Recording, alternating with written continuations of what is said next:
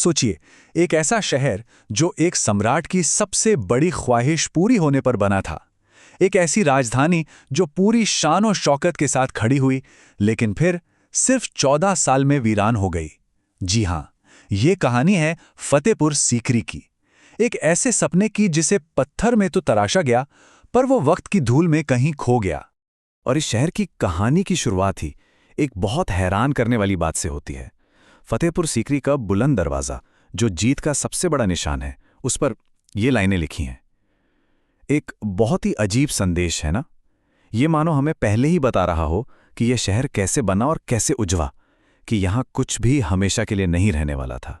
तो इस कहानी के केंद्र में है महान मुगल सम्राट अकबर, एक ऐसा बादशाह जिसके पास दौलत थी, शोहरत थी और एक बहुत बड़ा साम्राज्य था। लेकिन एक चीज थी जिसकी कमी उन्हें दिन रात बेचैन रखती थी, और वो थी उनके सिंहासन का कोई वारिस नहीं था। देखिए, अकबर की 3 रानियां थीं, लेकिन कई साल गुजर जाने के बाद भी उन्हें कोई संतान नहीं हुई थी। और ये किसी भी सम्राट के लिए सबसे बड़ी चिंता होती है। वो यही सोचते रहते थे कि उनके बाद इतनी बड़ी मुगल सल्तनत को आखिर कौन संभालेगा। जब सारे रास्ते बंद दिखने लगे, तब अकबर ने रूहानी दुनिया का दरवाजा खटखटाया। उन्होंने पीरों और फकीरों से दुआएं मांगनी शुरू कर दीं, और इसी उम्मीद के साथ वो पहुंचे एक छोटे से गांव सीकरी। और यहीं पर एक मुलाकात ने हिंदुस्तान का इतिहास बदल दिया। देखिए, 1560 के दशक में अकबर वारिस की तलाश में थे। इसी दौरान वो सीकरी गांव पहुंचे, जहां एक गुफा में एक सूफी संत रहते थे, शेख सलीम चिश्ती। संत ने भविष्यवाणी की कि बादशाह को बेटा जरूर होगा, और सच में 1569 में शहजादे सलीम का जन्म हुआ, वही सलीम जो आगे चलकर जहांगीर कहलाए। अकबर के लिए ये सिर्फ एक दुआ का पूरा होना नहीं था, ये एक चमत्कार था। और इस चमत्कार के लिए अपना आभार जताने के लिए अकबर ने वो किया जो किसी ने सोचा भी नहीं था। उन्होंने फैसला किया कि वो उसी गांव की जगह पर एक पूरी की पूरी नई राजधानी बनाएंगे। इस शहर का नाम भी बहुत सोच समझ कर रखा गया। सीकरी तो उस पुराने गांव का नाम था ही, और उसमें जोड़ा गया फतेहपुर, जिसका मतलब है जीत का शहर। ये नाम सिर्फ अकबर की 1573 की गुजरात विजय का ही प्रतीक नहीं था, बल्कि ये 1527 में उनके दादा बाबर की खानवा की जीत का भी सम्मान करता था।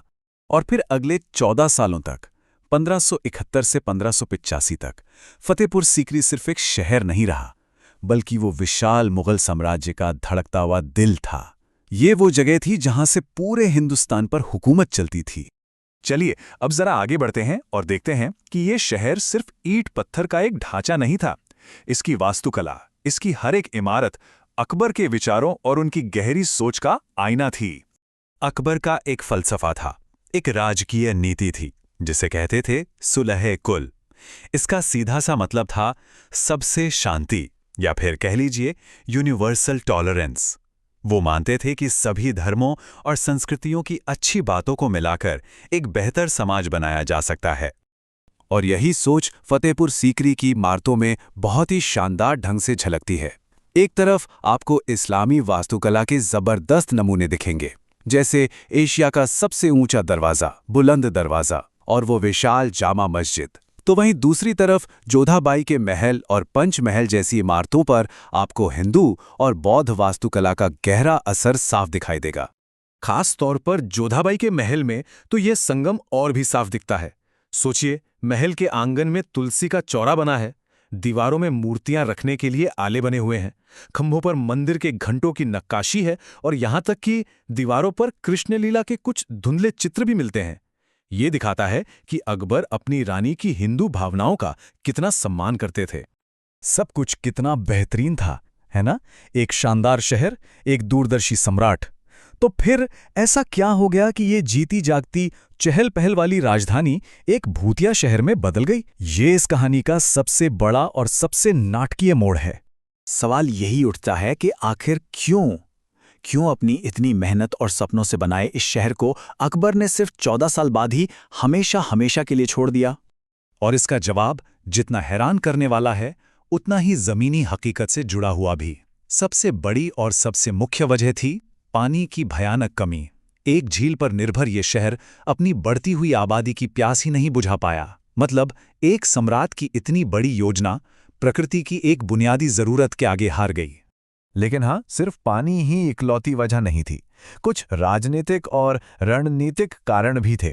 उस वक्त साम्राज्य के उत्तर पश्चिमी हिस्से पर ध्यान देना ज्यादा जरूरी हो गया था। इसलिए अकबर ने अपनी राजधानी लाहौर शिफ्ट कर ली और फतेहपुर सिकरी को उसके हाल पर छोड़ दिया गया। भले ही शहर वीरान हो गया, लेकिन उसकी कहानी और उसकी खूबसूरती भूली नहीं गई। साल 1986 में यूनेस्को ने फतेहपुर सीकरी को वर्ल्ड हेरिटेज साइट यानी विश्व धरोहर स्थल का दर्जा दिया, जिससे इसकी ऐतिहासिक और कलात्मक अहमियत पर हमेशा के लिए मोहर लग गई। तो आखिर में एक सवाल हमारे जहन में रह जाता है, फतेहपुर सीकरी को क्या कहा जाए? अकबर की सबसे बड़ी सफलता, एक ऐसा शहर जो उनके सपनों और विचारों का जीता जागता सबूत था, या फिर उनकी सबसे शानदार विफलता, एक भव्य सपना जो हकीकत की जमीन पर ज्यादा देर टिक नहीं सका? शायद इसका जवाब इन दोनों के बीच में ही कहीं है।